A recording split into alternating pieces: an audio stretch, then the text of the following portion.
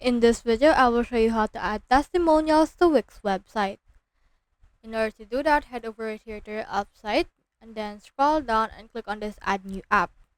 Then from in there, click on the search right here and search in here for testimonials. You should be able to see in here this testimonial slider. Click on it and then just choose in here the template that you want to use for your testimonials. It can be a slider, rotator, and a lot more. I'll choose this one and click on this continue. And then as you can see, you can add a testimonial, you can tailor made others from there.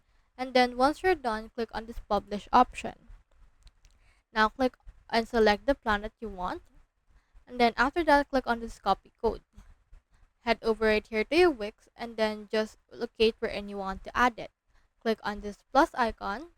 And then after that, go to embed code, popular embeds, and embed HTML.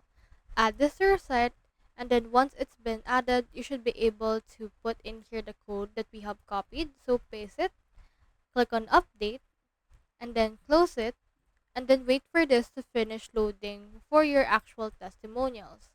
So you can actually resize it as well.